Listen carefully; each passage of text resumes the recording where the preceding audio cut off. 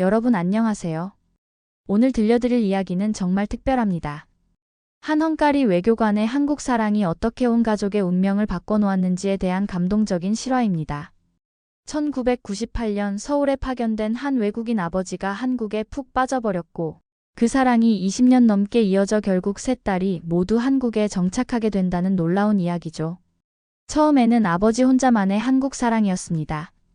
하지만 시간이 흐르면서 장녀부터 시작해 차녀, 그리고 막내까지 순서대로 한국에 오게 되고 급기야는 어머니와 막내 아들까지 모두 한국으로 이주하게 됩니다. 과연 이 가족을 한국으로 이끈 특별한 힘은 무엇이었을까요? 그리고 이 이야기에는 여러분이 상상하지 못할 놀라운 반전이 숨어 있습니다. 끝까지 들어보시면 분명 마음이 따뜻해지실 거예요.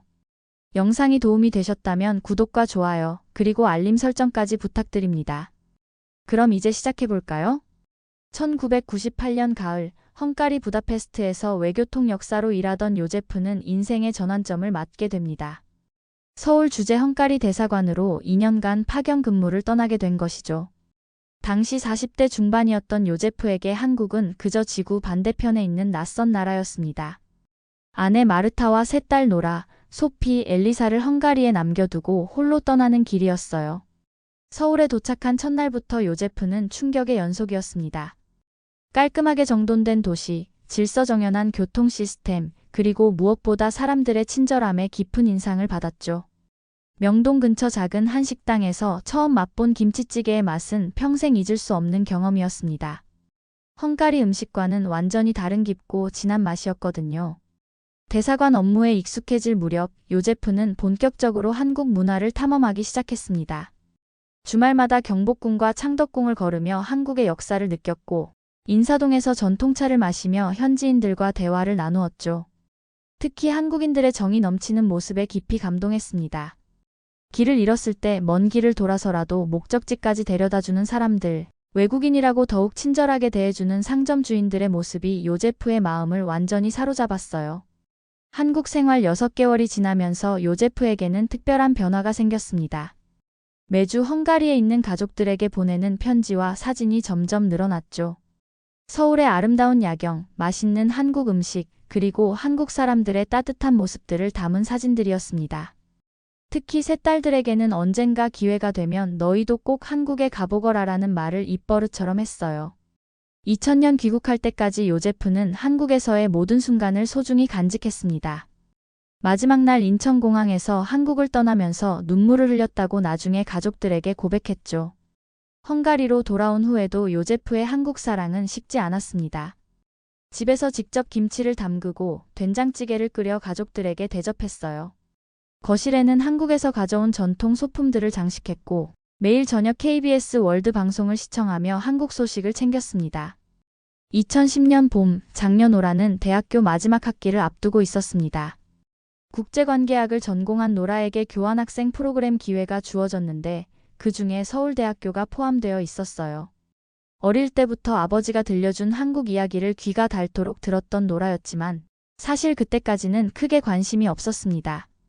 하지만 아버지 요제프의 간절한 권유와 내가 사랑했던 그 나라를 네가 직접 경험해봤으면 좋겠다는 말에 마음이 움직였죠.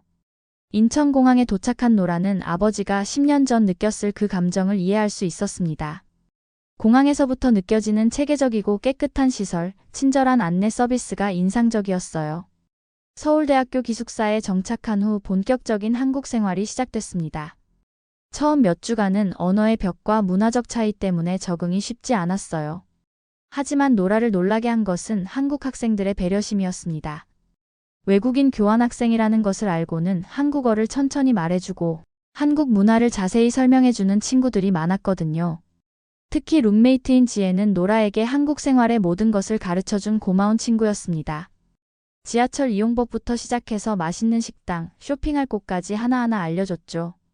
한국 생활 3개월째, 노라는 완전히 다른 사람이 되어 있었습니다. 한국어 실력이 눈에 띄게 늘었고 한국 음식도 자연스럽게 먹을 수 있게 됐어요. 무엇보다 한국의 안전한 사회 시스템에 깊은 감명을 받았습니다. 새벽 2시에 혼자 기숙사로 돌아가도 전혀 무서움을 느끼지 않을 만큼 치안이 좋았거든요. 이런 모습들을 사진과 영상으로 찍어 헝가리에 있는 가족들에게 보내면서 아버지 말씀이 정말 맞았어요 라고 연락했습니다. 교환학생 기간이 끝나갈 무렵 노라에게는 예상치 못한 기회가 찾아왔습니다. 서울에 있는 한 글로벌 기업에서 인턴십을 제안받은 거예요. 유럽 시장 진출을 준비하는 회사였기 때문에 헝가리어와 영어가 가능한 노라가 꼭 필요한 인재였죠. 고민 끝에 노라는 대학 휴학을 결정하고 한국에서의 생활을 연장하기로 했습니다. 인턴십이 끝난 후 정규직 제안까지 받게 된 노라는 완전히 한국에 정착하게 됐습니다. 2년 후에는 회사 동료였던 한국인 남성과 사랑에 빠져 결혼까지 하게 됐죠. 결혼식에 참석하기 위해 한국을 방문한 요제프는 눈물을 흘리며 내가 사랑했던 이 나라에서 내가 행복한 가정을 꾸리게 되다니라고 말했습니다. 차녀 소피는 언니 노라와는 정반대 성격이었습니다. 내성적이고 변화를 싫어하는 성격 때문에 한국에는 전혀 관심이 없었어요. 아버지가 아무리 한국 이야기를 해도 그건 아버지 취향이지 내 취향은 아니야 라며 시큰둥했죠. 언니 노라가 한국에서 보내오는 사진과 영상들도 대수롭지 않게 넘겼습니다. 하지만 2014년 어느 날 소피의 생각이 바뀌는 계기가 생겼습니다. 노라가 보내온 영상 중에 한국의 전통시장 모습이 담긴 것이 있었는데 시장 상인들이 외국인인 노라에게 과일을 하나씩 챙겨주며 웃는 모습이 인상적이었거든요. 그 자연스럽고 따뜻한 모습이 소피의 마음을 움직였습니다. 정말 저렇게 친절한 사람들이 많을까? 라는 호기심이 생겼죠. 마침 소피가 다니던 대학교에서 아시아 언어 과정을 새로 개설한다는 소식을 들었습니다. 중국어, 일본어와 함께 한국어 과정도 있었어요. 호기심 반, 언니에 대한 이해 반으로 한국어 수업을 신청한 소피는 첫 수업부터 한국어의 매력에 빠져들었습니다. 한글의 과학적인 구조와 발음의 정확성에 감탄했죠. 한국어 공부를 시작한 지 6개월 만에 소피는 기초적인 회화가 가능해졌습니다. 그때부터 노라와 한국어로 영상통화를 하기 시작했어요. 서툰 한국어로 대화하는 것이 재미있었고 노라도 소피의 변화에 놀라워했습니다. 너 정말 한국어 잘한다. 여기 와서 직접 써보면 어떨까? 라는 노라의 제안에 소피는 진지하게 고민하기 시작했어요. 2015년 여름 소피는 드디어 한국 땅을 밟았습니다. 3주간의 어학연수 프로그램에 참가한 거였죠. 인천공항에 도착했을 때의 첫인상은 정말 깨끗하고 현대적이구나였습니다. 노라가 마중 나와서 안내해준 서울의 모습은 소피가 상상했던 것보다 훨씬 세련되고 활기찼어요. 어학연수 기간 동안 소피는 매일이 새로운 발견의 연속이었습니다. 한국 드라마에서만 봤던 치킨과 맥주의 조합, 24시간 운영되는 편의점, 밤늦게까지 안전한 거리 등 모든 것이 신기했죠. 특히 한국 사람들의 빨리빨리 문화와 정확한 시간 약속은 소피에게 깊은 인상을 남겼습니다. 헝가리에서는 약속 시간에 10분 정도 늦는 것이 당연했는데 한국에서는 5분만 늦어도 미안해하는 문화가 놀라웠거든요. 어학연수를 마치고 헝가리로 돌아간 소피는 완전히 다른 사람이 되어 있었습니다.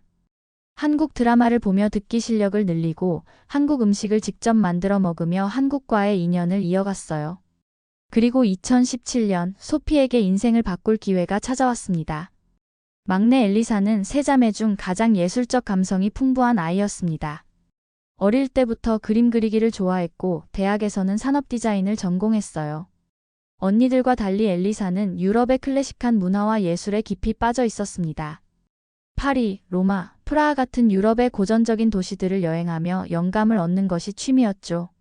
아버지 요제프가 한국 이야기를 할 때마다 엘리사는 아시아 문화는 나랑 안 맞을 것 같아요 라며 관심을 보이지 않았습니다. 언니들이 한국에 정착하는 것도 각자 인생이니까 라며 담담하게 받아들였어요. 하지만 2018년 말 엘리사의 인생에 큰 변화가 찾아왔습니다. 평생 건강했던 아버지 요제프가 갑자기 병에 걸린 거예요. 의사는 시간이 많지 않다고 했습니다. 병상에 누운 요제프는 세 딸을 불러 각자에게 마지막 당부를 했죠. 엘리사에게는 특별한 부탁을 했습니다. 엘리사야, 내가 가장 예술적 감각이 뛰어나니까 한국에 가서 그곳의 아름다움을 느껴봤으면 좋겠다. 한국은 아버지 인생의 봄이었단다. 2019년 3월 요제프는 세상을 떠났습니다. 장례식 후 한동안 슬픔에 잠겨있던 엘리사는 아버지의 마지막 유언을 계속 떠올렸어요. 한국은 내 인생의 봄이었다는 그 말이 계속 마음에 남았습니다. 아버지가 그토록 사랑했던 나라가 과연 어떤 곳일까 하는 궁금증이 생겼죠. 고민 끝에 엘리사는 2019년 여름 혼자서 한국행 비행기에 몸을 맡겼습니다. 언니들의 도움 없이 순전히 자신의 힘으로 한국을 경험해보고 싶었거든요.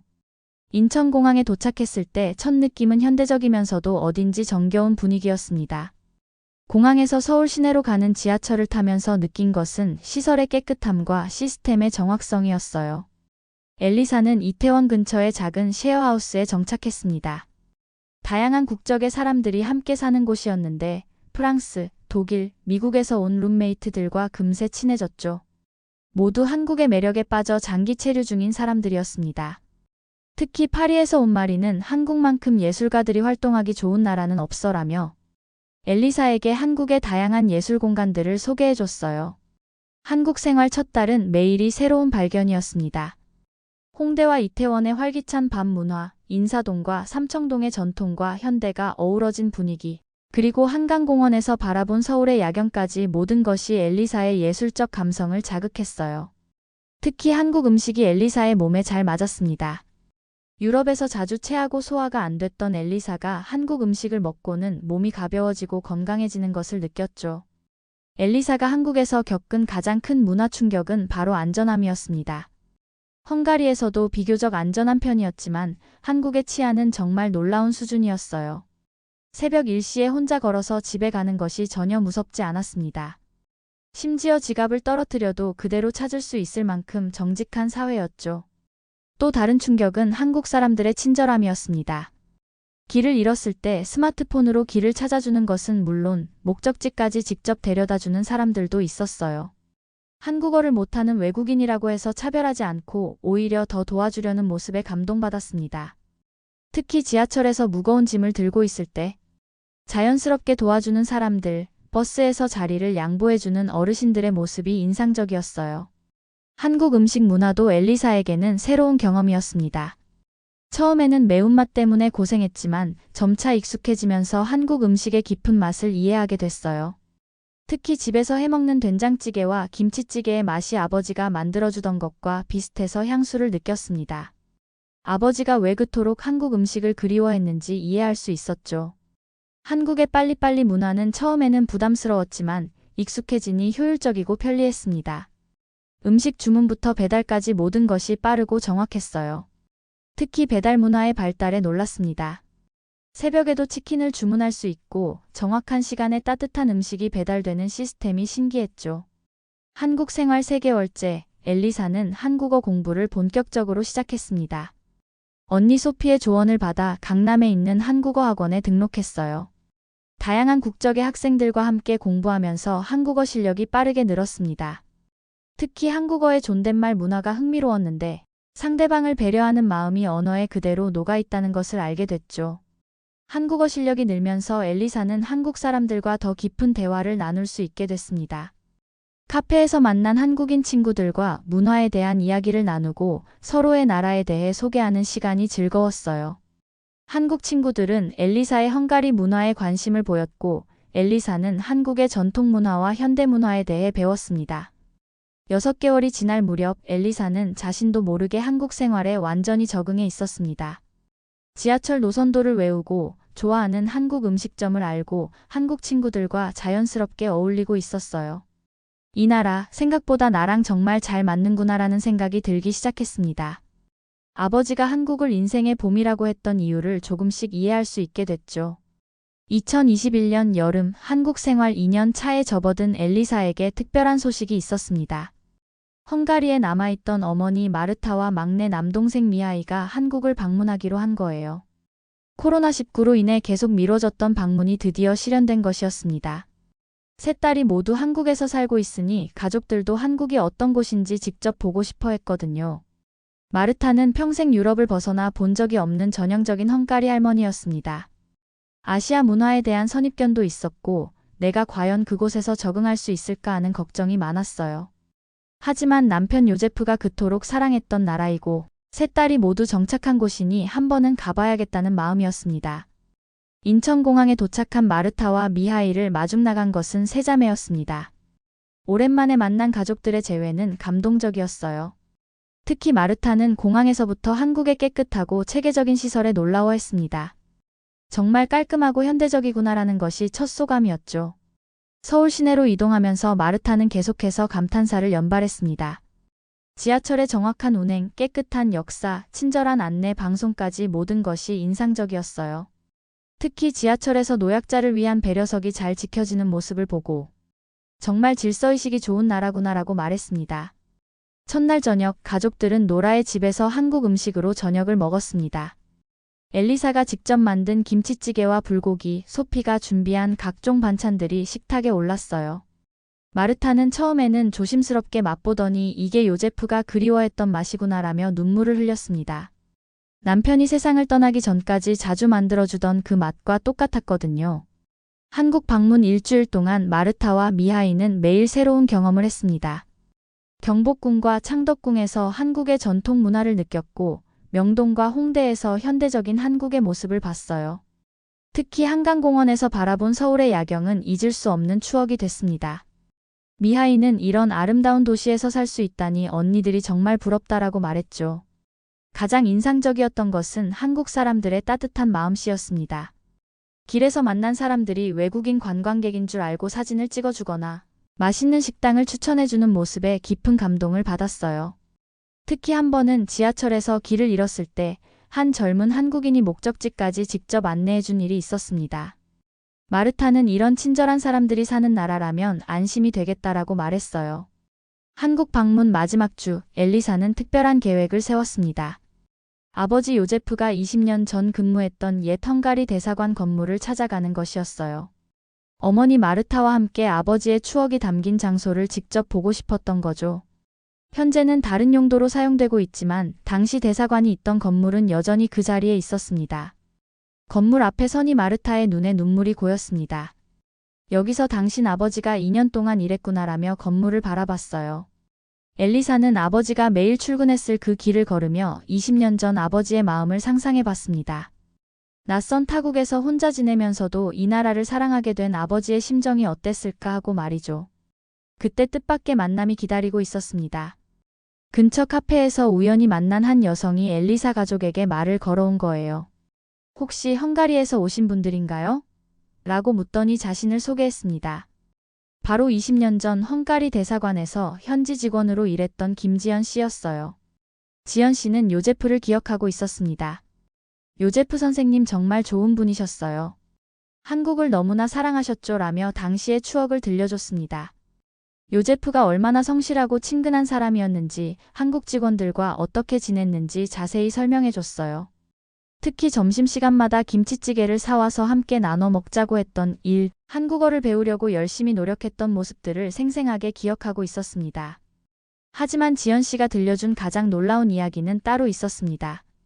요제프가 주말마다 서울 근교의 고아원을 방문해서 봉사활동을 했다는 사실이었어요. 선생님이 헝가리어와 영어를 가르쳐 주셨거든요. 아이들이 정말 좋아했어요. 귀국하실 때 아이들이 얼마나 아쉬워했는지 몰라요라고 말했습니다. 마르타는 이 이야기를 듣고 큰 충격을 받았습니다. 남편이 한국에서 봉사활동까지 했다는 사실을 전혀 몰랐거든요. 요제프는 가족에게 그런 이야기를 한 번도 하지 않았었습니다. 겸손한 성격 때문에 자신의 선행을 자랑하지 않았던 거죠. 지연 씨는 정말 마음씨 착한 분이셨어요. 한국을 진심으로 사랑해 주셨고 한국 사람들도 선생님을 정말 좋아했어요 라고 덧붙였습니다. 지연 씨는 집에 가서 뭔가를 가져오겠다며 잠시 자리를 떴습니다. 30분 후 돌아온 그녀의 손에는 낡은 수첩이 들려 있었어요. 이건 요제프 선생님이 한국에서 쓰시던 수첩이에요. 귀국하실 때 기념품으로 저에게 주셨는데 이제 가족분들이 가져가시는 게 맞을 것 같아요 라고 말하며 수첩을 건넸습니다. 수첩을 받아든 엘리사는 페이지를 넘겨봤습니다. 아버지의 필체로 쓰인 한국어 단어들, 한국 친구들의 연락처, 그리고 한국에서의 행복한 시간들이라고 쓰인 메모가 눈에 들어왔어요. 마지막 페이지에는 언젠가 가족과 함께 다시 이곳에 오고 싶다는 글귀가 적혀 있었습니다. 엘리사와 마르타는 그 글을 보고 눈물을 흘렸어요. 아버지의 소원이 이런 형태로나마 이루어진 것 같아서였습니다. 지연 씨와의 만남은 엘리사 가족에게 특별한 의미가 됐습니다. 아버지 요제프가 한국에서 얼마나 의미 있는 시간을 보냈는지, 그리고 얼마나 많은 사람들에게 사랑받았는지 알게 된 거죠. 마르타는 남편이 한국을 사랑한 이유를 이제야 완전히 이해하게 됐다며 감동을 표현했습니다. 한국 방문을 마치고 헝가리로 돌아간 마르타와 미하이는 완전히 달라져 있었습니다. 특히 마르타는 세 딸이 한국에서 살기로 한 선택이 정말 옳았다며 적극 지지하게 됐어요. 한국의 안전한 환경, 깨끗한 도시, 친절한 사람들을 직접 경험해 본 후였거든요. 미하이 역시 나도 언젠가 한국에서 살아보고 싶다는 말을 할 정도로 한국에 깊은 인상을 받았습니다. 2022년 봄 놀라운 결정이 내려졌습니다. 마르타와 미하이가 아예 한국으로 이주하기로 한 거예요. 세 딸이 모두 한국에 정착했고 손주들도 한국에서 태어나고 자라고 있으니 가족이 함께 있는 것이 맞다고 생각했죠. 특히 마르타는 남편이 사랑했던 이 나라에서 여생을 보내고 싶다는 마음이 강했습니다. 가족들은 서울 외곽의 조용한 동네에 큰 집을 마련했습니다. 마르타와 미하이가 지낼 공간과 세 자매가 모일 수 있는 넓은 거실이 있는 집이었어요. 이사 첫날 온 가족이 모여서 아버지 요제프의 사진 앞에 한국 음식으로 차린상을 올렸습니다. 아버지, 우리 가족이 모두 아버지가 사랑했던 이 나라에서 함께 살게 됐어요. 라며 인사를 드렸죠. 현재 엘리사는 한국의 한 디자인 스튜디오에서 유럽 감성을 담은 제품들을 기획하고 있습니다. 헝가리에서 쌓은 예술적 감각과 한국에서 배운 실용성을 결합한 독특한 작품들로 주목받고 있어요. 특히 한국 전통 패턴을 현대적으로 재해석한 디자인들이 큰 인기를 얻고 있습니다. 언니 노라는 여전히 글로벌 기업에서 활발히 활동하며 두 아이의 엄마가 됐습니다. 둘째 언니 소피는 K-뷰티 업계에서 유럽 시장 진출을 담당하는 중요한 역할을 맡고 있어요. 세 자매 모두 각자의 분야에서 한국과 유럽을 잇는 가교 역할을 하고 있습니다. 어머니 마르타는 한국 생활에 완전히 적응했습니다. 근처 문화센터에서 한국어와 한국 요리를 배우고 주말마다 손주들과 한강공원을 산책하는 것이 일상이 됐어요. 처음에는 언어 때문에 걱정했지만 이웃들의 따뜻한 배려 덕분에 금세 적응할 수 있었습니다. 막내 미하이는 한국 대학교에 진학해서 컴퓨터공학을 전공하고 있어요. 2024년 가을 요제프의 기일에 온 가족이 모였습니다. 아버지가 좋아했던 김치찌개와 불고기를 준비하고 그가 근무했던 대사관 근처를 함께 걸었어요. 엘리사가 마지막으로 말했습니다. 아버지, 처음에는 아버지만 사랑했던 나라였는데 지금은 우리 가족 모두의 두 번째 고향이 됐어요. 아버지가 뿌린 사랑의 씨앗이 이렇게 큰 나무가 됐네요. 우리 지금 정말 행복하게 잘 지내고 있어요. 한 사람의 진심 어린 사랑이 어떻게 온 가족의 운명을 바꿀 수 있는지 보여주는 감동적인 이야기입니다. 요제프가 한국에서 느꼈던 따뜻함과 행복이 20년이 넘는 시간을 거쳐 가족 전체에게 전해진 거죠. 지금도 이 가족은 한국에서 새로운 꿈을 키우며 살아가고 있습니다.